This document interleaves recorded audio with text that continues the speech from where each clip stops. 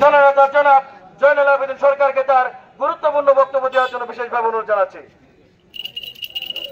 জিয়ার সৈনিক দেখো লড়াই করো, দেখো লড়াই করো, জিয়ার সৈনিক। বিসমিল্লাহির রহমানির রহিম।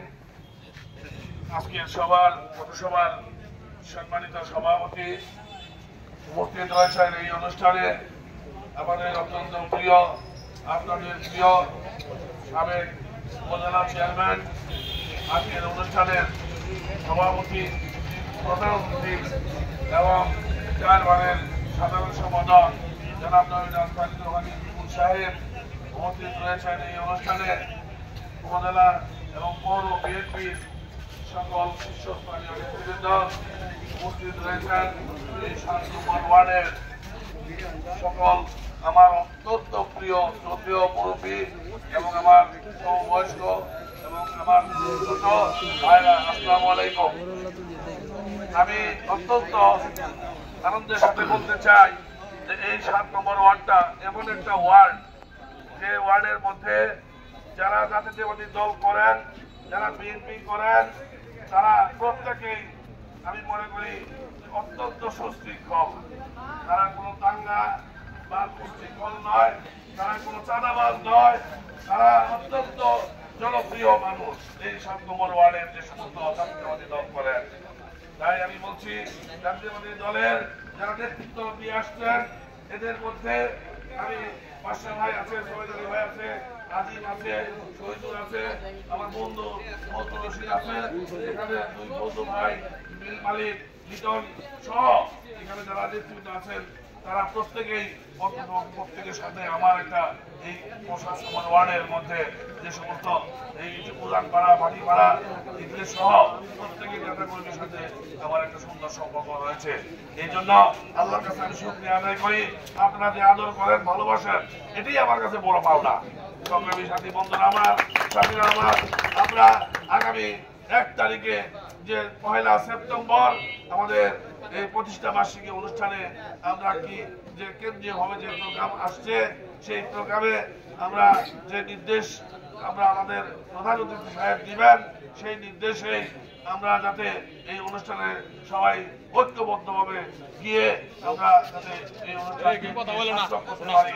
আরেকটি কথা হলো আমাদের নেতা, প্রিয় নেতা আব্দুল হালিম সাহেব, উনি সাবেক মন্ত্রী পরিষদ সচিব, উনি একজন উচ্চ মাপের, উনি এই জাতীয় নেতা হিসেবে তাকে আমরা মনে করতে পারি, কারণ উনি সারা বাংলাদেশ চালিয়েছেন। উনি সারা বাংলাদেশের সাবেক মন্ত্রী পরিষদ সচিব ছিলেন।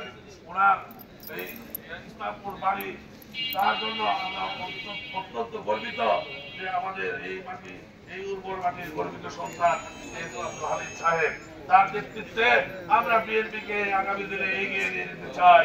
সংগ্রামী সাথী বন্ধুরা আমার, আজকে আমাদের বিএনপির মধ্যে 2টা গ্রুপের বিরাজমান চলছে।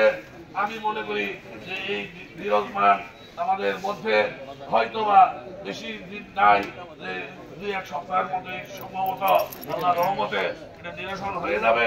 কারণ আমরা যে বিএনপির যে বিগত যে কমিটি রয়েছে সেই কমিটি একটা মেরুদণ্ডহীন, একটা মেরুদণ্ড ভাঙ্গা, একটা অযোগ্য একটা কমিটি, সেই কমিটিকে ভেঙে আমরা ইনশাল্লাহ যোগ্য কমিটি তৈরি করবো। সেই কমিটি আব্দুল হালিম সাহেবের নেতৃত্বে আমরা এগিয়ে নিয়ে যাবো। সংগ্রামী সাথী বন্ধুরা আমার, আজকে আমি মনে করি বিএনপি একটি সুশৃঙ্খল দল, বিএনপি একটি বড় দল। এই বাংলাদেশের মধ্যে বিএনপির বিগত 17 বছর বিএনপির নেতাকর্মীরা বিভিন্ন ভাবে জেল জুলুম কেটেছে, বিএনপির নেতাকর্মীদের উপর অত্যাচার করেছে বিগত সরকার, ছাত্রলীগ, যুবলীগ, কৃষক লীগ, আওয়ামী লীগ, পলাতক লীগ। পলাতক লীগ জানেন? পলাতক লীগ হলো আওয়ামী লীগ, তারা পলায় গেছে, ওটাকে পলাতক লীগ বলে। সংগ্রামী সাথী বন্ধুরা আমার, আজকে আমি বলতে চাই এই জনগণের রক্ত চুষে আজকে যারা সবচেয়ে বড় জিনিস, এই একটা বড় একটা বিষয় যে পার্লামেন্ট মেম্বার যারা এখানে 300 পার্লামেন্ট মেম্বার সহ বাংলাদেশের ইতিহাসে এটা প্রথম, তারা প্রত্যেকেই পলাইছে। মেয়র, উপজেলা চেয়ারম্যান যারা ভোটবিহীন, ভোট ছাড়া যারা চেয়ারম্যান হয়েছেন, ভোট ছাড়া যারা মেয়র হয়েছেন, ভোট ছাড়া যারা এমপি হয়েছেন, একটাও নাই। আপনাদের ভোট ইনশাল্লাহ আগামীতে ভোট দিবেন, তারের মতো সোজা হয়ে ইনশাল্লাহ ভোট দিবেন। আপনার ভোট আপনি দিবেন, যাকে খুশি তাকে দিবেন, এই ব্যবস্থা ইনশাল্লাহ হয়ে যাবে। সংগ্রামী সাথী বন্ধুরা আমার, আপনারা কোন সময় আপনাদের কাঙ্ক্ষিত লোককে ভোট দিতে পারেন না। এই 17 বছরে আপনারা তাকে পছন্দ করেছেন, তাকে বাড়ির থেকে ভোট দেওয়ার জন্য রেডি হয়ে গেছেন। বসবেন, রাতের ভোট দিনে হয়েছে, দিনের ভোট রাতে হয়েছে, বুঝছে না ভাই? তাই বলছি আজকে আমাদের সময় এসেছে, কথা বলার সময় এসেছে। আজকে আমরা এখানে বসে কথা বলতেছি, আমরা এখানে দাঁড়িয়ে কথা বলতে পারতেছি। আমাদের কোনো বিড়ম্বনা নাই, আমাদের কোনো আগ্রহ নাই যে আমাদের একটা হামলা হবে, এই হবে সেই হবে। আওয়ামী লীগের নেতারা এখানে এসে এই মিডিয়াতে হামলা করবে, এই ধরনের আর কোনো সুযোগ নাই। সংগ্রামী সাথী বন্ধুরা আমার, সাথীরা আমার, আজকে আওয়ামী লীগের উদ্দেশ্যে বলতে চাই, যারা আওয়ামী লীগ করেন তারা হুঁশিয়ার হয়ে যাবেন।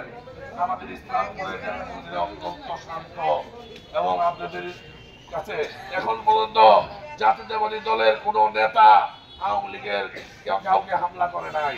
কি ভাই সত্যি সঠিক না? তাই বলছি তাদের উদ্দেশ্যে তারা এত বাড়াবাড়ি করবেন না, কোথাও ষড়যন্ত্র করবেন না। যদি ষড়যন্ত্র করেন তাহলে অবশ্যই আপনাদেরকে ধরে এনে আইনে হবে, আপনারাও রেহাই পাবেন না। বর্তমান যে মন্ত্রী, যারা বিগত দিনে যারা মন্ত্রী ছিল, এমপি ছিল, তারা প্রত্যেকেই পলাতক, চেহারা দেখালেই গ্রেফতার। তাই হইতেছে না, তারা আপনি আমাদের বিএনপির নেতা কর্মীকে যখন রিমান্ডে দিচ্ছে আমরা খুব কষ্ট পাইছি। আজকে টেলিভিশন পর্দায় দেখি তারাই আজকে রিমান্ডে যাইতে আছে। তাদেরকে একেবারে এই হাসানুল হক ইনো 14 দলের একজন নেতা ছিল। এই 14 দলের নেতাকে যখন হেলমেট পরে, পোশাক পরে যখন পুলিশের আদালতে তুলে, তখন আসলে জনগণের যে ক্ষোভ 17 বছরের, এই ক্ষোভটা অনেক বড় ক্ষোভ। এই ক্ষোভের মধ্যেও তাকে ধাক্কা ধুকে মারছে। এই আসলে তারা যে এত বকরব করছে জনগণের কাছে, তারা যেভাবে 14 দলের কাছে তাদের যে প্রধান ছিল যে শেখ হাসিনা, তাকে বিভিন্ন ভাবে বিভিন্ন পদ্ধতি দিয়ে আজকে এই আমাদের ছাত্র যে আন্দোলন করছিল তাদেরকে গুলি চালাইছে এদের বিরুদ্ধে। সংগ্রামী সাথী বন্ধুরা আমার, আজকে আমি আমার বক্তব্য দিতে করবো না।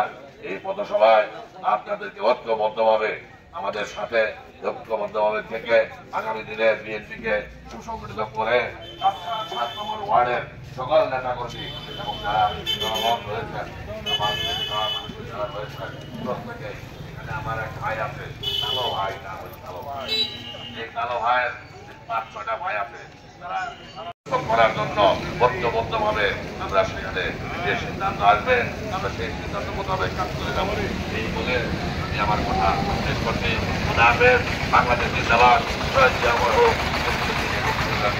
জিন্দাবাদ, তারুণ্যের অহংকার, তারেক রহমান জিন্দাবাদ। সবাইকে ধন্যবাদ। আসসালামু আলাইকুম।